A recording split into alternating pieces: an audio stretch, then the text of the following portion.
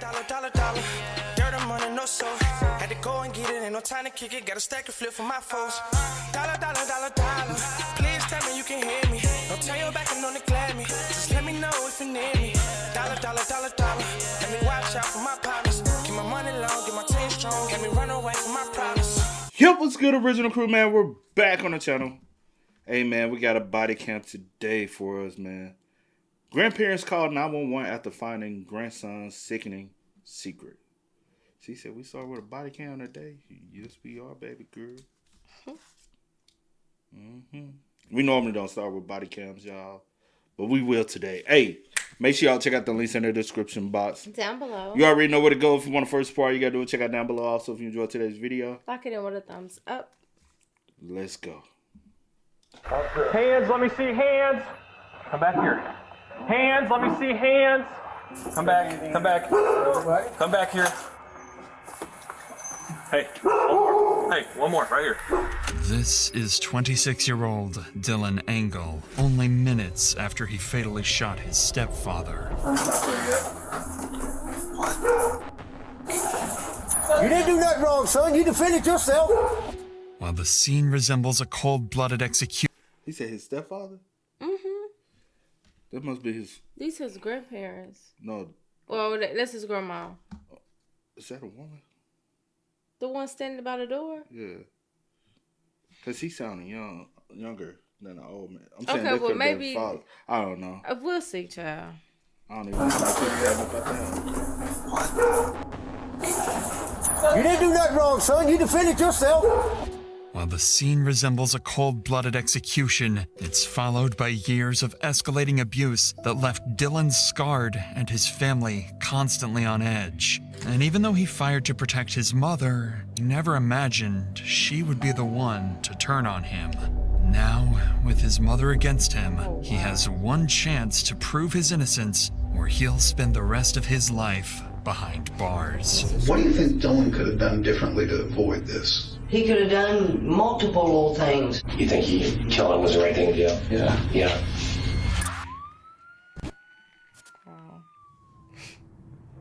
It's just after midnight on April 20th when a 911 call comes in from a quiet neighborhood in Dayton, Ohio. The caller is a terrified 80-year-old man who claims he is in the basement and just heard a gunshot coming from one of the floors of his house. Officers are immediately dispatched to the scene, but what they don't know yet is that the house is filled with family members tied by old conflicts and unresolved tension.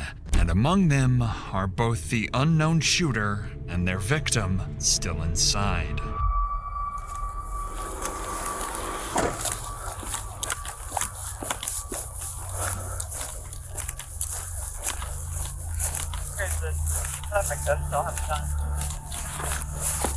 Where's he at? Upstairs, my grandfather got shot. Hands, let me see hands. Sir, come back here. Sir, come back here. Sir, come back here. Come back here now. Come back here. Hands, let me see hands. As officers reach the house, they're met by an elderly man who called 911 minutes earlier. He's visibly shaken and disoriented. At this point, officers can only guess what might have happened inside. And before they can learn anything about the potential shooter, multiple people suddenly begin emerging from the house, turning each one of them into a potential threat. Hey, start taking these guys. Start checking for weapons. Hey, you gotta grab me, man. I got him down. Come back. Come back. Come back here. Hey, one more, right here. Why are you handcuffing? Dade police, anybody else in here? Why are you detaining me for? Relax, dude. I know what I'm... Relax. I don't have no weapons. Come with me. No, I know the law. As officers begin detaining the people coming out of the house, one man immediately draws their attention. 50-year-old Greg Goodrich, the ex-husband of Diane Engel, who's one of the residents. Greg is instantly agitated and quickly turns aggressive, leading officers to believe they may have just found their shooter. Assuming he's the one responsible, they move towards the upper floor looking for the victim, not realizing the discovery ahead will uncover a far darker story beneath this night than they ever expected. Who's upstairs right now? One is this channel. There's also a basement. Yeah, clearinghouse. We're sending this. Two people up there, the one who was shot. All right.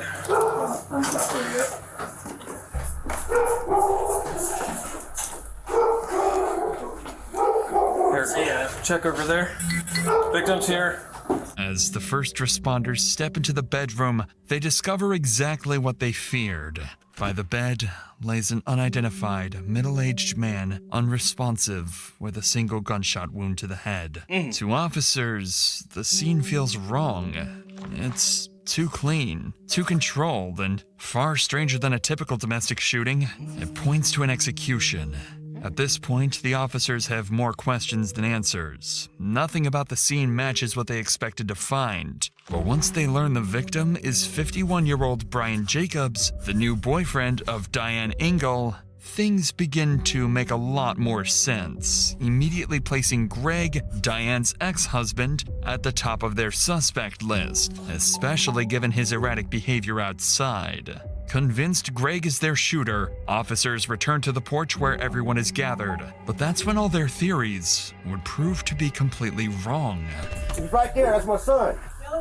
Yeah, he done attacked. He's done attacked his. Brian's done attacked him once. He done jumped my son once. What happened tonight? Huh? What happened tonight? He got beating on his mom. He's beating on my son's mom. And my son told him, hey, leave. And the motherfucker took off. He's already come running at my son. Okay. So my son, dude, if you come any closer, I will shoot you. And he kept on coming, so my son shot him. So you're Dylan? Yes. He's the one. Okay, what about the guy who got shot? I love you, Dad. You didn't do nothing wrong, son. You defended yourself. Shut up, man. So there's just two. In an instant, the investigation shifts. As Greg continues talking, the details begin shifting the focus away from him and... So this the granddaddy's house. Yeah, that's the granddad. I wonder, is this the granddad? I wonder, is this the mom's father or the dad's father? There's it's a whole nother thing. Well, I would think that it may be. You don't know. I was about to say, because if the boyfriend is staying there too, I doubt Greg. But he's staying there too.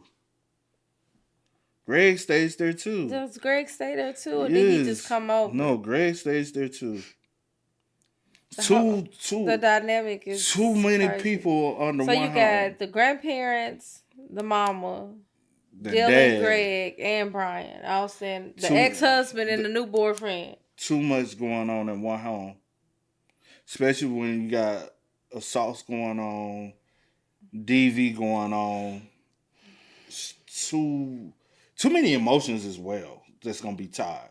Because you got, you know, the dynamic just don't sit right. It's a lot. towards his son, Dylan. See, the truth is, Dylan was the one who shot Brian, his stepfather of 15 years. Wait a minute. Okay, hold on. Stepfather of 15. I thought he was the new boyfriend. I thought so too, because he said new boyfriend earlier. He did. Okay, stepfather. Oh, he killing me. Of 15 years. So this man basically been part of your life, because I think he's nothing but, 18, 19? He's young. Dylan is. What? So this man been in your life for majority of it. Then. Oh, Okay. So it must be the mom's father, I would presume. But why is the ex up? Okay, that is at this point. Okay, it don't even. They do. Because all that leads up to this. Okay. And for most of his life, Brian's abuse shaped the household, hurting his mother, his grandparents, and Dylan himself. So after quitting school, Dylan went to work, trying to support his family and help get them out of the abusive household. But every day, when he came back from work, he was forced to face the same ongoing abuse. The only time Dylan ever had peace was when Brian was in prison. And for a while, that peace actually lasted. Until the night of the shooting, when he returned and the violence began again. Trying to protect himself and his mother, Dylan shot Brian, and whether he walks free now depends on proving that it was self-defense. But to show that's what happened, he needs his family to back him. Without their support, this case leans hard towards murder. So when it's time for Greg's interview, he stands by his son, not knowing that a single claim he makes will complicate Dylan's case in ways he doesn't expect. Would you like to walk me through the events of what happened tonight, please? If you want to. Would you like? I come walking up onto the porch, and I hear him yelling, and I hear his mom saying, leave me alone, get out of here. And my son come out of his room and said, dude, get the f*** out of here. And then I guess he started coming at him. I heard my son say, if you come any closer, you ain't beating me down again. If you keep coming at me, I'm gonna shoot you. He kept coming at him, so my son shot him. Like yelling a stupid name. Stop, Ryan. That's what you told him as he was charging? Yeah, and he just kept on coming. Greg insists Dylan acted. Now I'm with the cops. I said, now I'm with the cops. What? The scene don't make sense. Reason why the scene don't make sense, if he was charging towards him, one shot, boom, he falls to the ground. That's where the crime scene happens. He was in a bedroom, in another bedroom, at the foot of the bed, single gunshot, no blood, no nothing, no disturbance. Well, it might have been blood. But we don't know that, yeah. But they said no disturbance. The scene didn't look right because it didn't look like something should have caused that type of. Now it makes it seem like, I don't know. But did you hear when they had said that? No, that's why I'm just like, they said that in the beginning. They said that like when they discovered. Self-defense and claims he witnessed the shooting, a detail Dylan will later contradict himself. For now, though, Greg's statements lead detectives to view Dylan as the primary suspect in what could be a self-defense case involving his mother, Diane, and Brian's history of abuse. Now all that was left was to gather statements supporting Greg's version of events, and if all the theories line up, Dylan could walk free of any charges. With that in mind, detectives bring in Diane, Dylan's mother. Her statement is crucial in understanding what happened that night and in confirming whether Dylan shot Brian in her defense. However, by the end of her interview, Diane's statements will betray Dylan in a way he never expected. But before it gets there, she'll reveal just how volatile life with Brian really was, and what pushed Dylan to his breaking point. My name is Patrick. I'm an investigator here at Dayton, okay? This is a detective guy who's my partner, and anything like that, I just want to talk to you about what happened tonight. But as descriptive as you can be is what I need, okay? I mean... Y'all been together for a long time? Yeah, kind of off and on. Okay. He likes to party and do the drugs, and I'm not down with none of that. What kind of drugs was he doing? I've heard... My son's a very, very extremely forgiving, compassionate person. Yeah. But with Brian, my son was just like, Mom, I can't deal with him. Okay. He's too much. Yeah. So let's go back to you taking a bath, and you said he got physical with you. What happened? I don't know if he had his phone or my phone, but I remember it kind of slapped me in the mouth with something. I don't remember what it was. Okay, you didn't bleed or anything like that? You didn't bust your lip or anything like that? I don't see any marks. Do you have any marks anywhere on your mouth or anything? I mean, I got a scar here from this was the last time. Okay, but not this night. No, not last night. Okay. But my son was aware of him trying to be physical. Okay. So my son had grown irritated over a period of time. Okay. And didn't want him around for that purpose. Diane confirms that Brian had a history of verbal and physical abuse, along with drug use. She even recalls that earlier in the day, Brian attacked her. But when it comes to the moment of the shooting, the detail that could make or break Dylan's self-defense claim, her memory will turn oddly foggy, and from that moment on, things take a bad turn for Dylan. I think Dylan might have came to the door, because he does sometimes. I don't think Dylan would have came to the door, though, unless he heard something going on. But you don't remember him saying anything? I don't remember his exact words. Okay. Why would he bring a gun into the room? Because I don't know what Brian might have been trying to do to me. I mean, because my son has had to protect me before. Yeah, but when your son came in the room, he wasn't on top of you, choking you, punching you in the face. No, not at that time, I don't think so. But he had before, but I don't know. Okay, but at that point, he was not. Everything. Okay. It just happened so fast.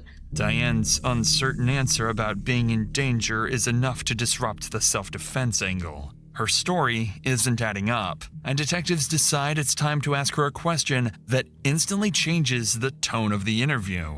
Let me ask you one thing. Did you shoot him? Hell no. Okay. I just want to make sure. Because we keep talking about Dylan, but there's two people in the room. I want to make sure that you didn't shoot him and maybe Dylan's taking up for you. I just want to make sure you didn't shoot him, right? No. What do you think Dylan could have done differently to avoid this? He could have done multiple little things to... He could have sent him a text message to piss him off. Because that's what Brian would do. Okay. He would do anything. But we don't know if any of that happened. We're just assuming he's that kind of guy. With no clear threat described, detectives begin forming a theory. There was no fight, no attack, no immediate danger. Just Dylan and a chilling decision he made. I said, was or was it not a fight? Because she did say that he was slapping her in the mouth with the phone. Earlier in the day, he struck her, but at the moment, I think it was just arguing, yelling. But due to previous altercations, I guess it's just like the trauma of all the other times, kind of just. I'm not saying it's like. I'm agreeing. I'm not saying it's necessarily right or wrong. I'm just saying it's kind of like one of them things. Like, you know how some people in their head they was like, next time I'm not going to let it get to that point. And I don't know. And do I blame them at the end of the day? I think a lot of sons will go to jail for their mom. I think a lot of sons will, like, hey, fuck it. You know what I'm saying? You ain't finna. But also, I'll just say protect their. Even if you got. You know, but also, if it comes to that. Sometimes I feel like don't put your kids in that position. True. To even have to make that choice. Yeah. Because I'm not gonna get so boss about that, but it's not needed. Put your kids in a positive environment and a less stressful environment. Now it was finally time to bring Dylan in for interrogation. At this point, detectives believe they're dealing with a cold-blooded murderer, and they're ready to gather every piece of evidence they can against him. But for Dylan, this isn't just an interrogation. After growing up in a home shaped by Brian's violence, he now has to explain the one moment he fought back and hope someone believes him. He can't afford a single mistake. One slip up, one detail taken the wrong way, and detectives will turn it against him. The interview he's about to face will determine the rest of his life. Have a seat in that blue chair. I'm gonna grab my notebook and I'll come right back in. It's a little warmer in here, isn't it? Yeah. Okay. You all right? Yeah. Well, I feel like I should talk to a lawyer because I don't know what's about to happen. Okay. You have the right to talk to a lawyer. Do you want to talk to a lawyer and not talk to us? I just want to understand what my rights are fully. As the interview begins, Dylan makes a calculated decision and asks for a lawyer, knowing that, with one present, the chances of him saying anything self-incriminating would drop dramatically. But unfortunately for him, detectives aren't ready to stop there. Because they're not going to stop until you say, literally, I want a lawyer. Don't ever say, I think I should have a lawyer. That's not you asking for a lawyer. Mm-hmm. Always say, I want my lawyer. Mm-hmm. And from there, just shut the fuck up. No matter what case, no matter what, just say, I want a lawyer. Because anything you do say, it has been on any scale. Mm-hmm. Begin using controversial intimidation tactics in order to break him into talking. So you don't want to talk to me at all right now? I don't think so, no. I tell you what we're probably going to do then. We're going to go ahead and lodge you in jail. Okay, so we're going to have to base it on what the scene says. What we're going to do is we'll go ahead and process you, take you to jail. You're going to be charged with murder. We'll go from there, okay? I just know him and my mom were arguing when I got home from work. Eventually, I know my mom was asking him to leave, and he wouldn't leave. So I walked in her room. I asked him to leave, and he wouldn't leave. I had my gun. He was acting like he was getting ready to leave, and I was kind of in the corner like this, and he was trying to charge at me and take the gun. Just kind of like bear hugging me. My arm went over top of him, and the gun went off. Dylan states that he came home, heard the fight, feared it was turning violent, and confronted Brian.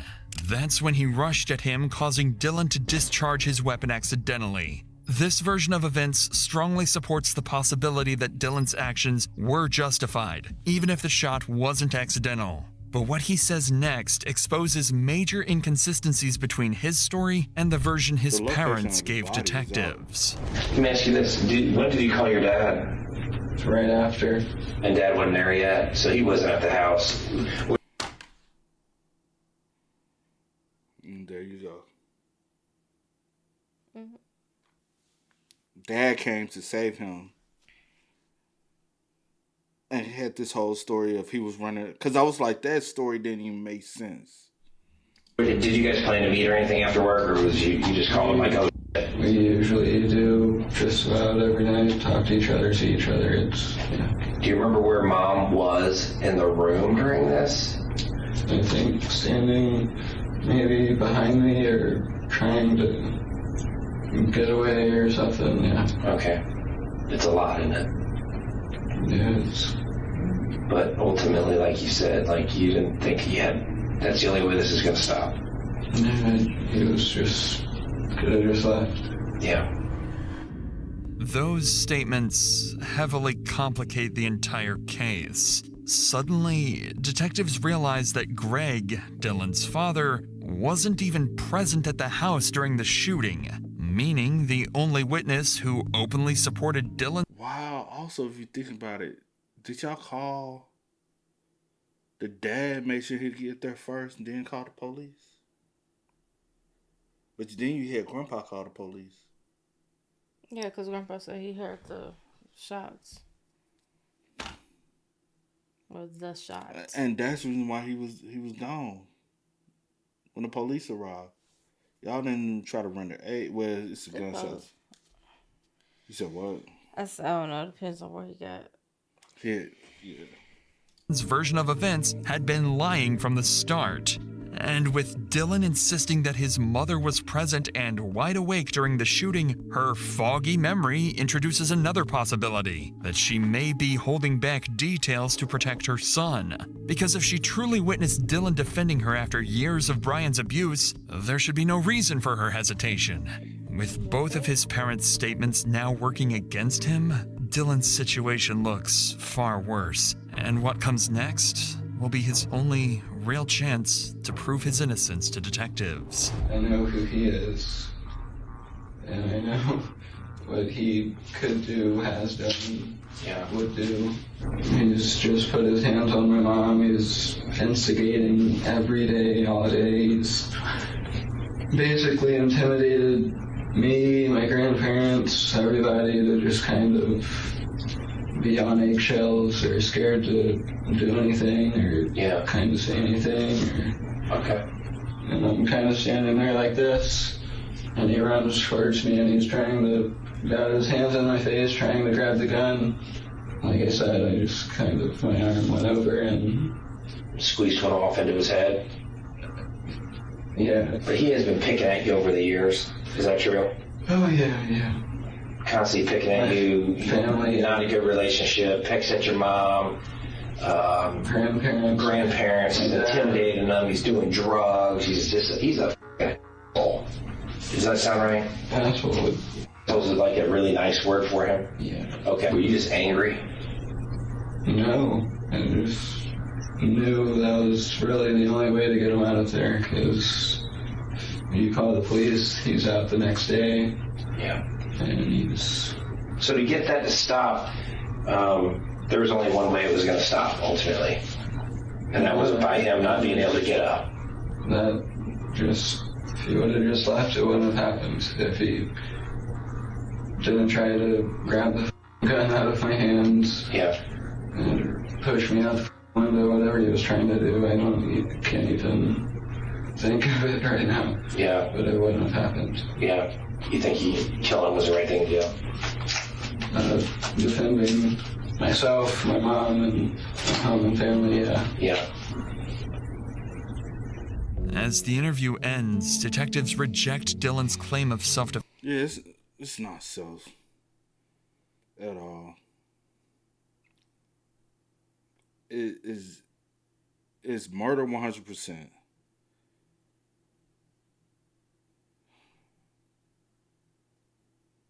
But it's one of the things that you contradict yourself with, because you're just like, damn, bro, I feel you.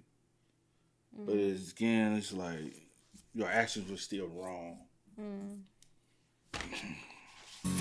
And their report concludes the shooting was intentional. Dylan is charged with 2 counts of murder and 2 counts of felonious assault, held on a $1 million bond. But when the case reaches court, things don't go as prosecutors expect. A hung jury forces them to reconsider. The original charges are dropped, and Dylan is recharged with involuntary manslaughter, convicted, but released with time served and 5 years of probation. I think it is manslaughter. I don't think it's...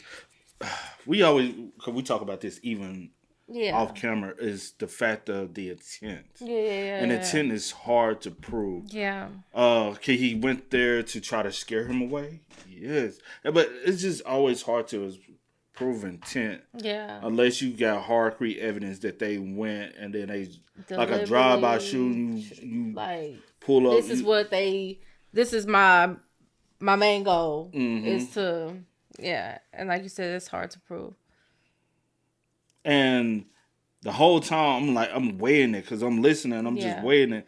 And I'm like, in my head, I'm like... Going back and forth. I understand why it's a hung jury, because it's not... I think a lot of people would do some shit like that, you know?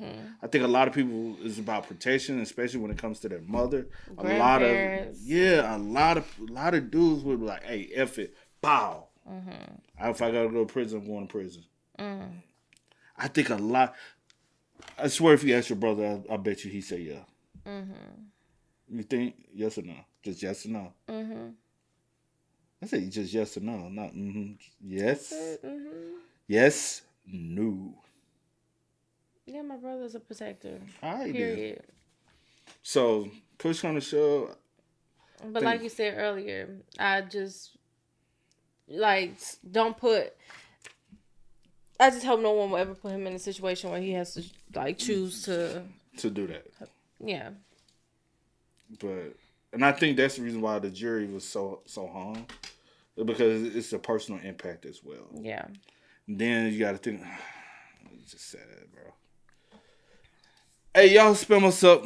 Y'all let us know y'all thoughts in the comments down below, man. But until next time, y'all know how it go, man. I do go by the name DJ New Kid. This is Sierra Nicole. We are. We are. Go and get it, ain't no time to kick it. Gotta stack a flip for my foes. Dollar, dollar, dollar, dollar.